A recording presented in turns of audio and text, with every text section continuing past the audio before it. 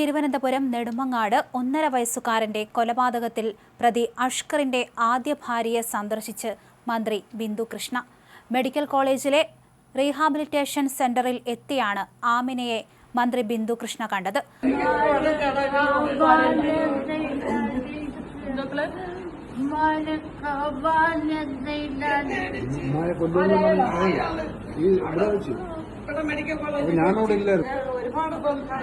ആരോഗ്യമന്ത്രിയായിട്ട് സംസാരിച്ച് ബാക്കി കാര്യങ്ങളോട് മക്കൾ ധൈര്യമായിട്ട് മിടിക്കായിട്ടിരുന്ന് മരുന്നും കഴിച്ച് ഇരുന്ന് പെട്ടെന്ന് പഴയ പോലെ നമുക്ക് ഓടി നടക്കണ്ടേ.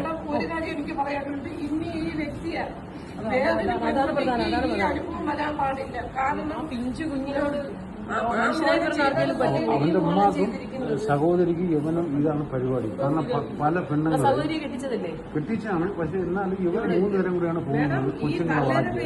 പിന്നാലെ മരിച്ച 1.5 വയസ്സുകാരന്റെ അമ്മൂമ്മയെയും പിതാവിന്റെ വീട്ടിലും മന്ത്രി സന്ദർശനം നടത്തി. പിന്നെ ഏപ്രിൽ 11 ശേഷം ഞാൻ എന്റെ അപ്പയെ കണ്ടിട്ടില്ല. ഞാൻ എന്റെ കയ്യിൽ വാങ്ങിച്ച എന്റെ പൊന്നു പോലാണ്.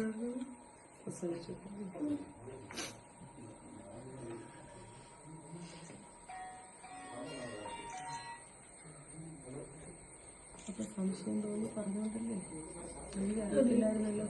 ഞാന് ഈ കുഞ്ഞിന്റെ രണ്ട് കൈയും പ്ലാസ്റ്റർ ഇട്ടിങ്ങനെ അന്ന് ഞാൻ സ്റ്റേഷനിൽ 9-നും 9:30 ഇടയ്ക്ക് വെച്ചിട്ട് ഞാൻ പരാതി കൊടുത്തു.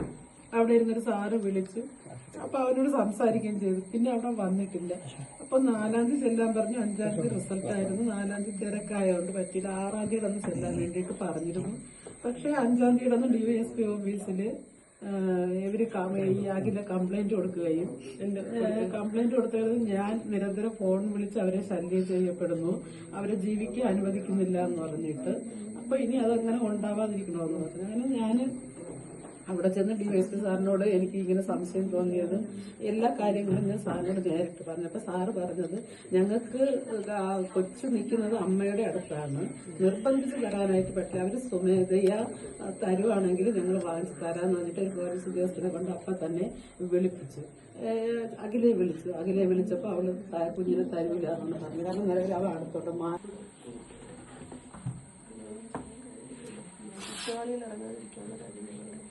എന്ത് വേണമെങ്കിലും ചെയ്തോളൂ. എനിക്കിനി വേണ്ട, ഇങ്ങനെ ഒരു മോളെനിക്ക് വേണ്ട.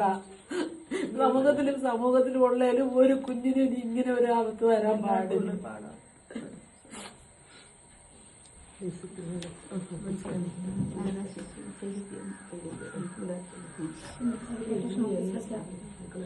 എല്ലാ കുടുംബങ്ങളും നമ്മൾ ശ്രദ്ധ വേണം. മുമ്പൊക്കെ നമുക്ക് പിന്നെ ലോകത്തെ ഏറ്റവും സുരക്ഷിത അച്ഛൻ്റെ അമ്മയുടെ അടുത്താണ്. അല്ലാതെ 1-ല്ലോ 2-ല്ലോ 10-ല് കേസ് വരിക. അപ്പം അക്കാര്യത്തിൽ വളരെ ശ്രദ്ധ നമ്മളെല്ലാ അംഗൻവാടി പ്രവർത്തകരും ആശാപ്രവർത്തകരും എല്ലാവരും കുടുംബങ്ങളിലൊരു കണ്ണ് വേണം. എവിടെയാ എന്താ നടക്കുന്നത് ശ്രദ്ധപ്പെട്ട അപ്പോഴേ അറിയിക്കുന്നത്. അമ്മേ ആയിക്കോട്ടെ, അപ്പുറത്തൊന്ന് പോയിട്ട് പോകാം.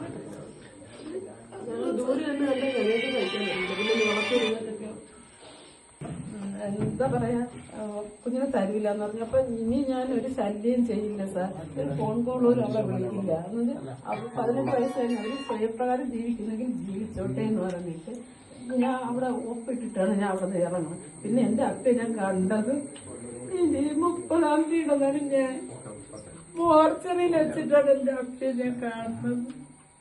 കണ്ടപ്പോ നിൽക്കാനോട് പോലും എന്റെ അപ്പനെ പോകും ഞാൻ കണ്ടില്ല. എന്റെ അപ്പനെ കാര്യം പിടിച്ച് ഞാൻ പോറൊക്കെ ഞാൻ കൊടുക്കൂലായിരുന്നു. എന്റെ അപ്പ എങ്ങനെ ചെയ്യുമെന്ന് അറിഞ്ഞിരിക്കും.